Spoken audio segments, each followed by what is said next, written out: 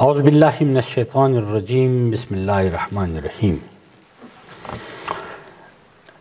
شاعر مشرق حضرت علامہ محمد اقبال اور افغانستان کے استقلال کے مؤسس اعلیٰ حضرت امان اللہ شاہ غازی، میں آج اس موضوع پہ بولنے کی کوشش کروں گا۔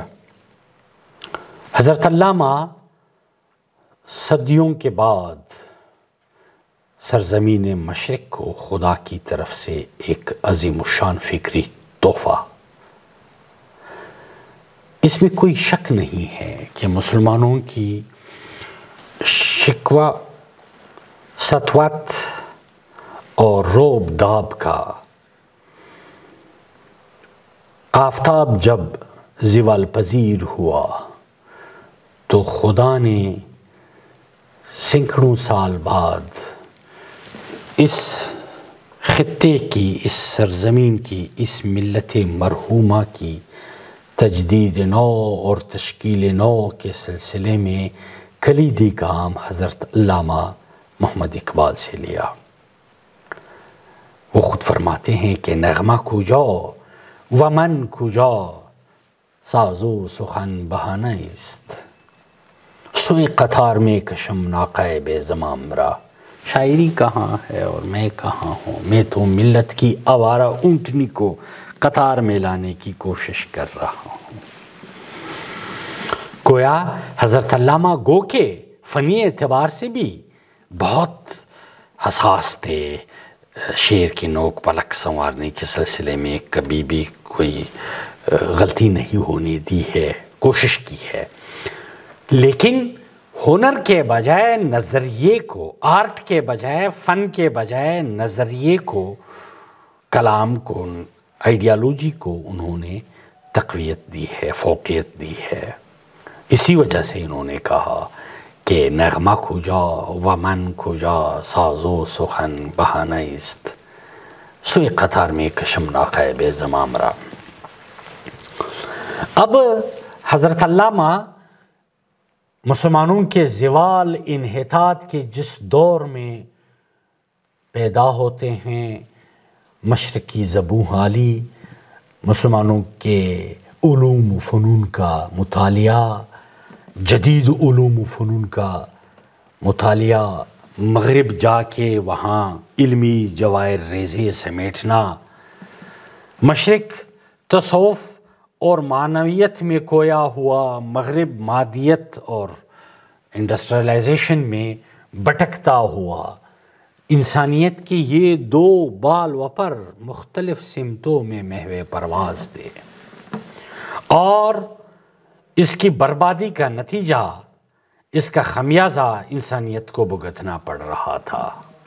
ڈائلاگ بٹوین سویلائزیشن، گفتگو بین تمدنہا، یہ وہ ایک تصادم جو ابھی تک بپا ہے۔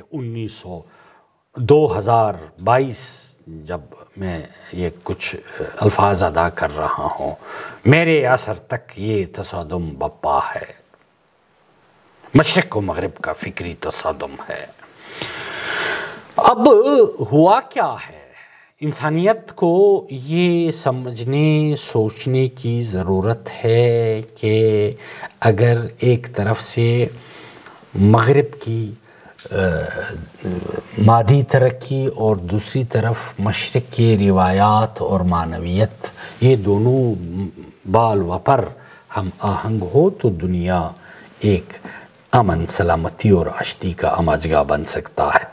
حضرت علامہ نے کہا تھا کہ مشرق سے ہو بیزار نہ مغرب سے حذر کر، فطرت کا اشارہ ہے کہ ہر شب کو سحر کر۔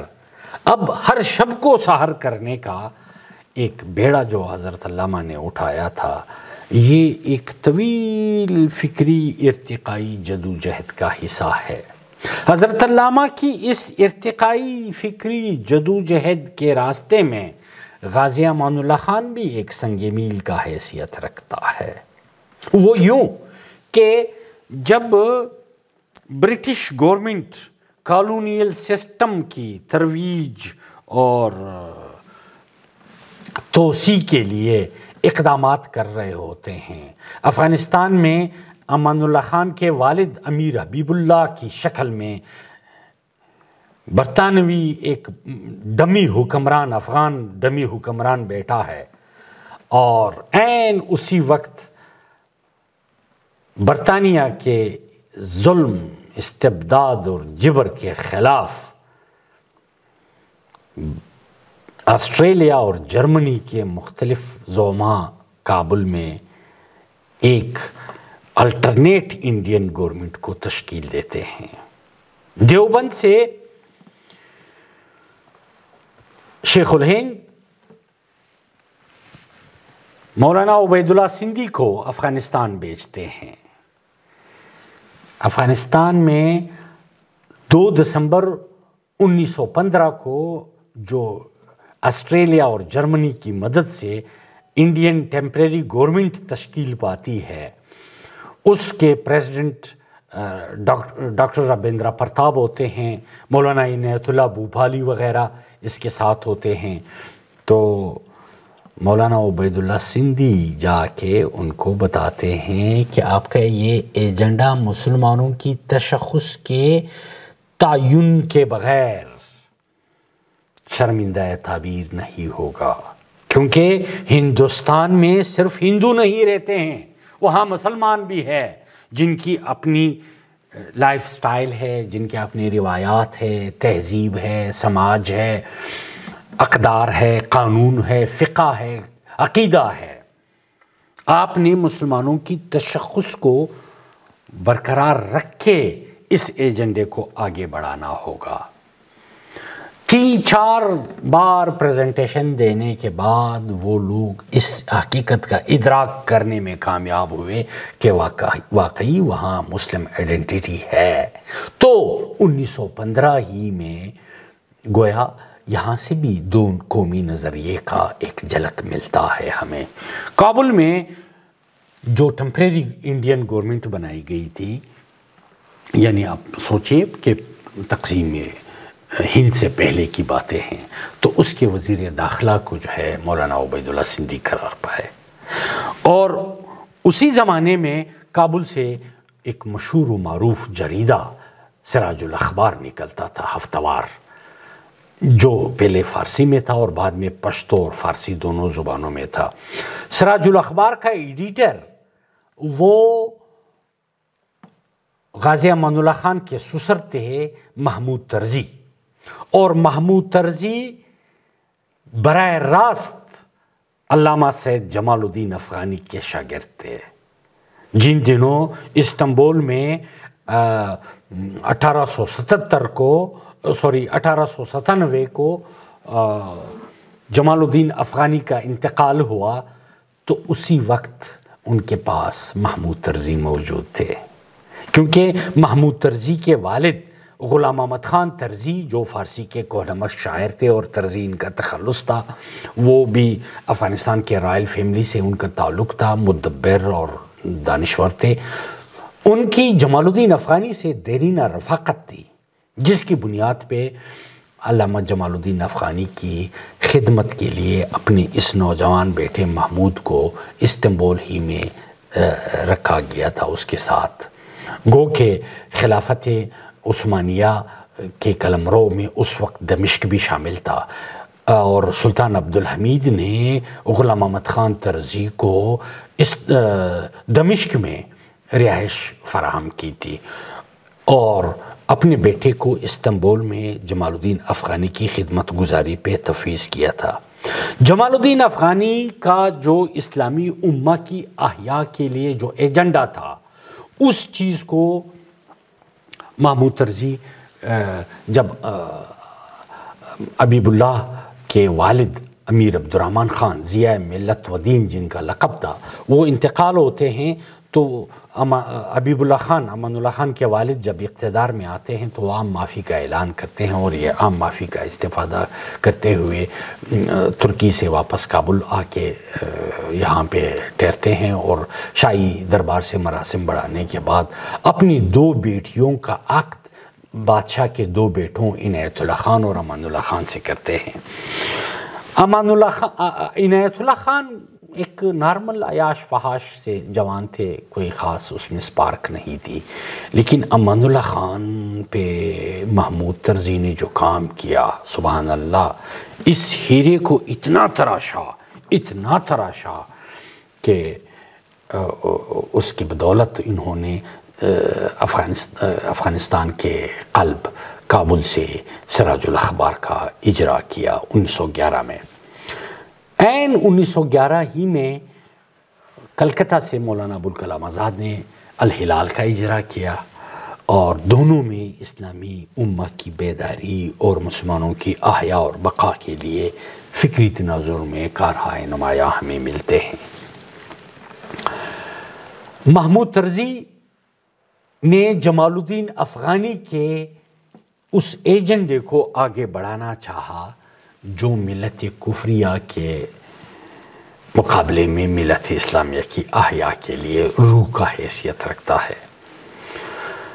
اب علامہ صاحب یہ بھی مطالعہ کرتے رہیں، اور سراج الاخبار باقاعدہ علامہ صاحب کے مطالعات میں رہا ہے، اور جب 1919 میں امان اللہ خان کے والد حبیب اللہ کو شکار کے دوران فائر سے قتل کیا جاتا ہے جلال آباد میں، تو عین اسی وقت مولانا عبید اللہ سندھی ان کے قید میں، حبیب اللہ کے قید میں جلال آباد میں مقید ہوتے ہیں۔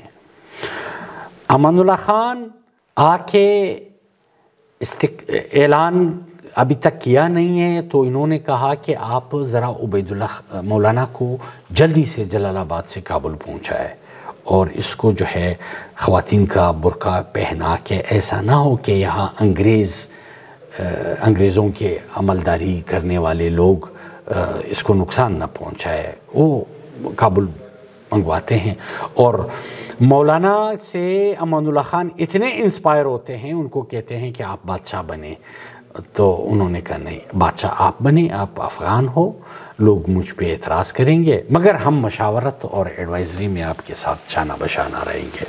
تو امان اللہ خان آ کے سب سے پہلے استقلال کا اعلان کرتے ہیں، اور استقلال کے اعلان کے ساتھ افغانستان سے برطانیہ کی ہر طرح کی عملداری سے انکار کرتے ہیں، جس کے نتیجے میں تھرڈ افغان اینگلو وار شروع ہو جاتی ہے، اور ادھر بر صغیر کے مسلمانوں کے لیے افغانستان ایک اہم ایک شہرک کی حیثیت رکھتا تھا، تو یہاں کے مسلمان بھی اٹھ کھڑے ہوئے اور انہوں نے افغانوں کا ساتھ دینا شروع کیا۔ تب برٹش گورنمنٹ مجبور ہوئی کہ یار ایسا نہ ہو کہ ہندوستان بھی ہاتھ سے چلا جائے، تو انہوں نے افغانستان کی استقلال کو تسلیم کیا۔ اب افغانستان کی استقلال کا اعلان برصغیر کے مسلمانوں کے لیے ایک نوید مسرت تھی، ایک امید کی روشنی تھی کہ یار اگر افغان آزادی حاصل کر سکتے ہیں تو ہم کیوں نہیں حاصل کر سکتے۔ اور پہلے سے یہاں ایجوٹیشن چل رہے تھے، تحریک مختلف ایجوکیشنل لیول پہ، پولیٹیکل لیول پہ، سوشل لیول پہ مختلف تنظیمیں سرگرم عمل تھی، اور انہوں نے برٹش گورنمنٹ برٹش سے آزادی حاصل کرنے کے لیے تگ و دو تو شروع کی تھی۔ اب حضرت علامہ کی جو ایک امید اس نوجوان سے تھی، اس نوجوان نے جو کام انجام دیے، اب لوگوں کے ذہن میں یہ سوال ہوتا ہے کہ یار امان اللہ خان کے نام اقبال کی معرکۃ الآراء پیام مشرق کا انتصاب کیوں کیا گیا؟ یہ وہ عوامل ہے کہ امان اللہ خان سے پوری اسلامی امہ کی امیدیں تھیں، جس کی بنیاد پہ علامہ صاحب نے ان کی شخصیت کو ابھارنے کے لیے ان سے توقعات کا جو اظہار کیا تھا۔ اے امیر کامگار، اے شہریار، نوجوان و مثل پیران پختکار، چشم تو از پردگی ها محرم است، دل میان سینه ات جام جم است، عزم تو پاینده چون کوثار تو، حزم تو آسان کند دشوار تو، همت تو چون خیال من بلند، ملت صد پارہ را شیراز بند. دیکھیے جی، ملت صد پارہ سینکڑوں حصوں بخروں میں بٹا ہوا ملت اسلامیہ کی شیرازہ بندی کے لیے آپ کی نگاہ کی ضرورت ہے. ہدیہ از شہنشاہان داری بسے، لالو یاقوت گران داری بسے. اے امیر ابن امیر ابن امیر، ہدیہ از بے نوا ہم پذیر. یہ آپ کے پاس تو سب کچھ ہے، مگر اس فقیر سے ایک ہدیہ قبول کیجئے پیام مشرق کی صورت میں. امان اللہ خان کے دربار کے معارف کے ایک انسٹرکٹر ہے محمد حسین خان، جو جلندھر کے اورمڑ پٹھان تھے، اور پھر 11 سال تک امان اللہ خان کے والد حبیب اللہ خان کے قید میں رہے. جب ان کی انتقال کے بعد امان اللہ خان نے عام معافی کا اعلان کیا. اس سے مستفید ہوتے ہوئے محمد حسین خان کو بھی رہائی ملی. محمد حسین خان نے 1919 سے لے کے 1928 تک امان اللہ خان کے دربار کی چشمدید واقعات مرتب کیے ہیں اور افغان بادشاہ کے نام سے شائع کیے ہیں اپنی یہ یادداشتیں. اب ذرا ظفر حسین ایبک کا خاطرات بھی اگر آپ کے ہاتھ آئے تو وہ بھی ذرا پڑھیے، اور عبید اللہ سندھی کے کابل میں 7 سال بھی اگر آپ کے ہاتھ آئے تو ضرور پڑھیے، اور سفر کابل و یاغستان محمود علی قصوری کا ایک اہم منبع ہے، وہ بھی قابل غور ہے. یہ اس سیناریو سے ان حالات، یہ تحریک مجاہدین مولانا غلام رسول مہر کا ایک تحریک مجاہدین اللہ بخش یوسفی صاحب اور مختلف اس طرح کے مصادر سے آپ مستفید ہو سکتے ہیں. محمد حسین خان نے لکھا ہے کہ برطانوی وفود جب بھی آتے تو امان اللہ خان اس سے کہتے ہیں کہ ہندوستان کے مسلمانوں کے آنکھوں میں میں آنسو نہیں دیکھنا چاہتا. اگر ہندوستان کے مسلمان اب دیدہ ہوئے تو میرے لیے کوئی سرحد معنی نہیں رکھتا. لو جی، برطانیہ کو تو لینے کے دینے پڑے کہ ہم تو صرف اس کے استقلال کا واویلا کر رہے تھے، یہ تو پوری اسلامی امہ کا کلیم کر رہا ہے. اور ادھر خلافت عثمانیہ کے فال کے دوران مسلمانوں کی ترکی کے مسلمانوں کی جو حالت تھی، امان اللہ خان ان کو کہتے ہیں برطانوی ڈیلیگیشنز کو کہ استنبول کے گلیوں میں مسلمانوں کو بے چین ہم سے نہیں دیکھا جا سکتا. آپ استنبول کے گلیوں کوچوں میں افغان عسکر دیکھیں گے کہ وہ توحید کی بقا اور امہ کی آزادی کے لیے لڑتے رہیں گے. یہ وہ عوامل تھے جن سے انسپائر ہو کے حضرت علامہ نے امان اللہ خان سے ایک امید باندھی اور اپنے پیام مشرق کو ان سے منسوب کیا. دیدائے اے خسرو کیوان جناب، آفتاب ما تورات بالحجاب. ابتها در دشت خویش از راه رفت، از دم او سوز الا الله رفت. مصریان افتاده در گرداب نیل. پتہ ہے آپ کو کہ مصر کے لوگ نیل کے گرداب میں پس گئے ہیں. سست رگے تورانیان زنده پیل، آل عثمان در شکنج روزگار. وہ چشم فلک، وہ گردش فلک کے شکار ہے آل عثمان، عثمانی خلافت. آل عثمان در شکنج روزگار، مشرق و مغرب ز خونش لالزار. عشق را آیین سلمانی نماند، خاک ایران ماند و ایرانی نماند.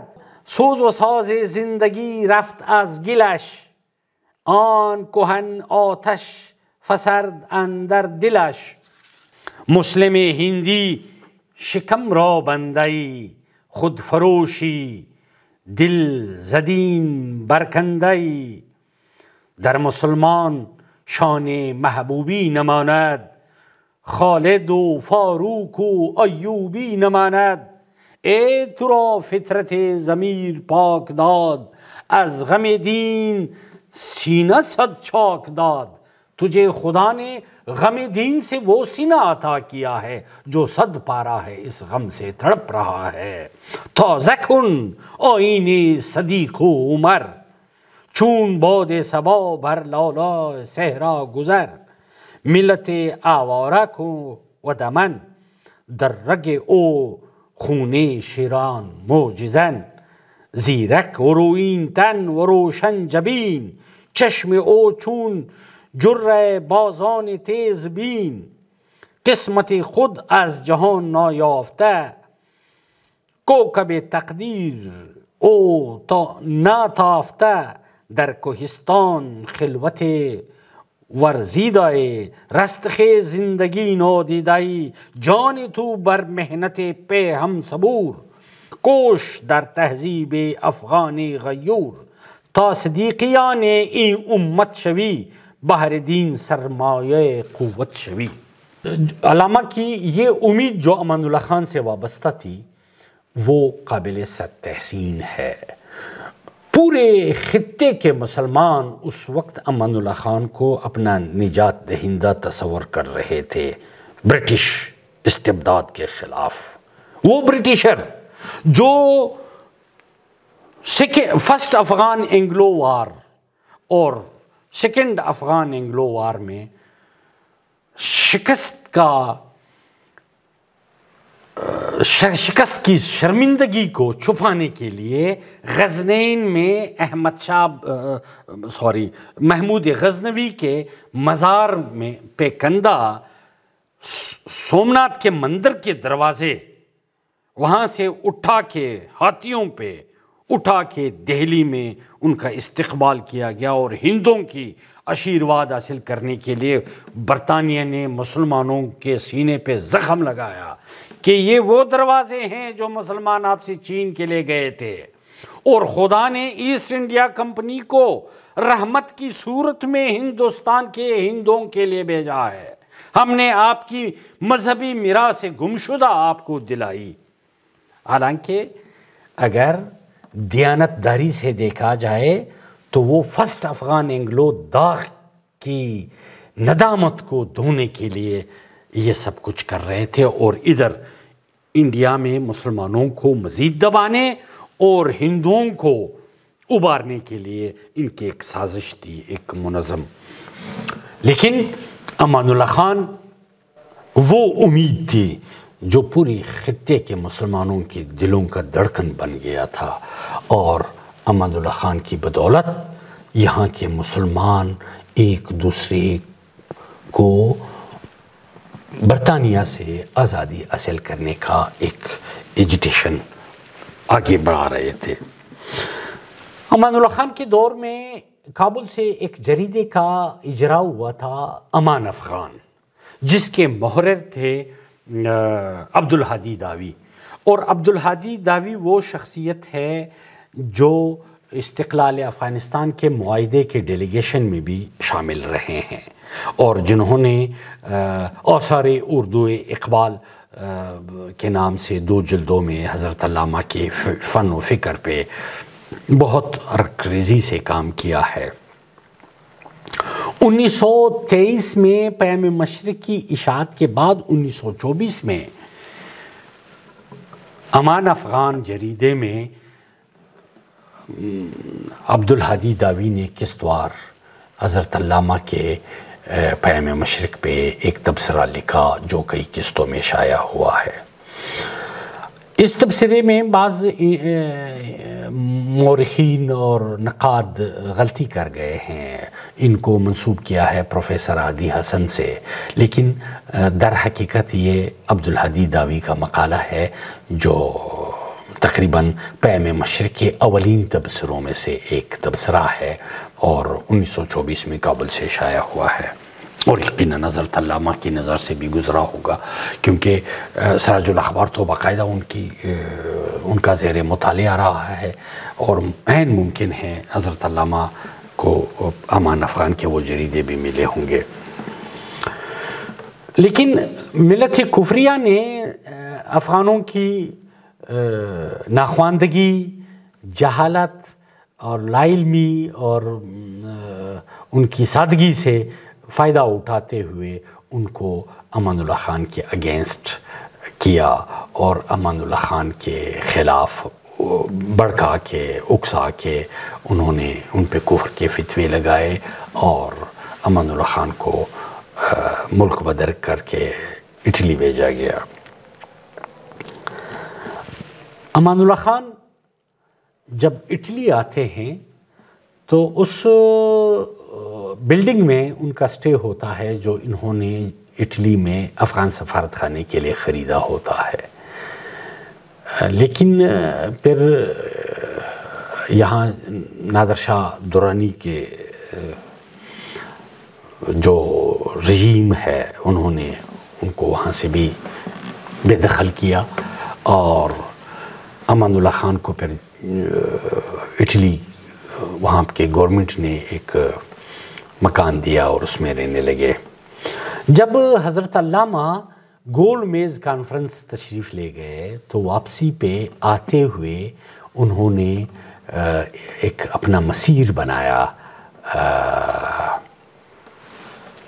اٹلی کا غازی امان اللہ خان سے ملنے کا. تو غلام رسول مہر صاحب حضرت علامہ صاحب کے ساتھ تشریف لے گئے تھے. گول میز کانفرنس انقلاب اخبار چلاتے تھے لاہور سے، تو انہوں نے اس پہ بڑا تفصیل سے لکھا ہے. تو جب وہ آئے اٹلی حضرت علامہ سے ملنے، ان سے ٹائم لیا اور ان کے پاس گئے، خوب سیراسل گفتگو کی علامہ صاحب نے امان اللہ خان کے ساتھ. تو نیکسٹ ڈے امان اللہ خان بغیر پروٹوکول کے، بغیر بتائے ان کے ہوٹل گئے. پھر ان سے کوئی 2.5-3 گھنٹے تک سیراسل گفتگو ہوئی. اس گفتگو میں ایک اہم عنصر یہ نکلا ہے کہ امان اللہ خان نے ان کو کہا، حضرت علامہ کو، کہ میں نے اپنی خود نوشت لکھی ہے، میں ترتیب دے رہا ہوں، 2 حصے مکمل ہو گئے اور تیسرے حصے، یہ مکمل 3 حصوں پہ مشتمل ہوگا، یہ میرا خود نوشت، اور 2 مکمل ہے اور تیسرے پہ میرا کام ہے. تو اس خود نوشت میں نے وہ اسرار و رموز افشاں کیے ہیں جن کی بدولت ملت کفریہ نے ملت اسلامیہ کو مزید زوال میں دھکیلنے کی منظم کوشش کی ہے. اب ہندی مسلمانوں کو ہمت کرنی چاہیے تاکہ وہ انگریزوں سے نجات حاصل کرے اور اپنی بقا اور مستقبل کے لیے اقدامات اٹھائے. مزے کی بات یہ ہے کہ مکمل افغانی پریس، افغان مورخین، افغان جرائد، جتنے بھی مدبرین ہیں، کہیں بھی امان اللہ خان کی خود نوشت کا کوئی تذکرہ موجود نہیں ہے، چی جائے کہ وہ تباہ ہو یا اشاعت پذیر ہو، حتیٰ کہ اس کا تذکرہ بھی کہیں نہیں کیا گیا ہے، سوائے حضرت علامہ کی ملاقات، اس ملاقات کے جس کی روداد غلام رسول مہر صاحب نے مرتب کی ہے اور اس میں امان اللہ خان کی یادداشتوں کا ذکر ہے. کاش، کیا ہی بہتر ہوگا کہ اگر وہ ان یادداشتوں کا مسودہ کہیں سے مل جائے، دنیا کے کسی ارشیو سے، کسی کنج و کنار سے. 2015 میں مجھے کابل میں امان اللہ خان کی بیٹی ہندیہ، جو اس وقت الحمدللہ حیات ہے، واحد ایک ان کی بیٹی زندہ ہے ابھی ان کے عزیز باقارب میں، تو ان سے ملاقات کا موقع کابل میں ملا. اور پھر میں نے ان سے پوچھا بھی تھا کہ آپ کے پاس وہ یادداشتیں، تو انہوں نے افسوس کا اظہار کیا کہ میں بہت چھوٹی تھی اس زمانے میں، مجھے یاد نہیں ہے، اور ایز سچ ہم مہاجرت کی زندگی وہاں گزار رہے تھے اور بڑی قسم فرسی کی حالت میں ہم نے وہاں پہ جینے کی کوشش کی ہے.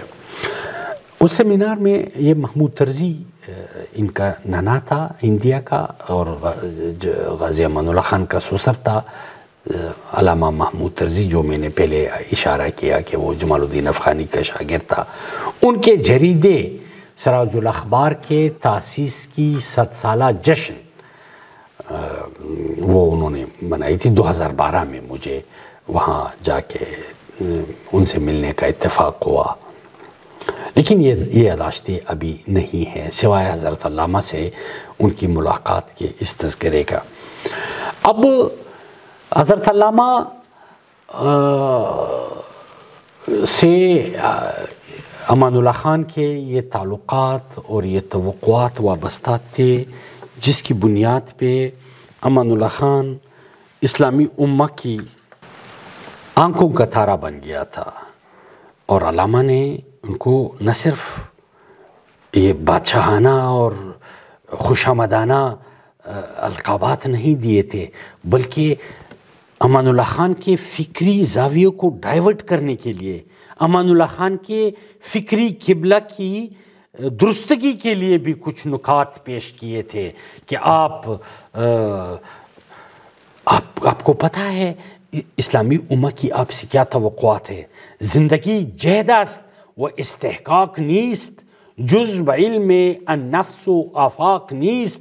گفت حکمت را خدا خیر کثیر، ہر کجا این خیر را بینی بگیر. سید کل صاحب ام الکتاب، پردگی ها بر ضمیرش بے حجاب. گرچه عین ذات را بے پرده دید، رب زدنی از زبان او چکید. علم اشیاء علم الاسماسته، هم عصا و هم ید بیضاسته.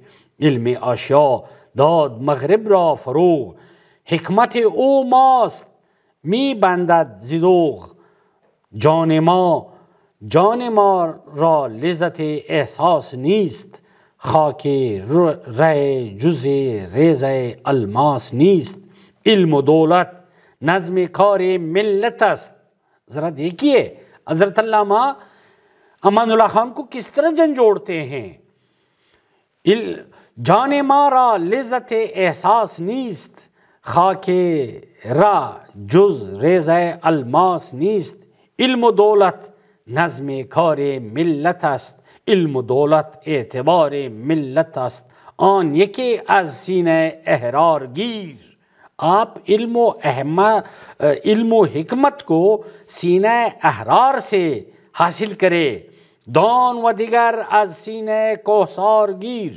دشنه زن و در پیکر این کائنات، در شکم دارد گوهر چون سومنات. لال ناب اندر بدخشان توست، برق سینا در کوہستان توست.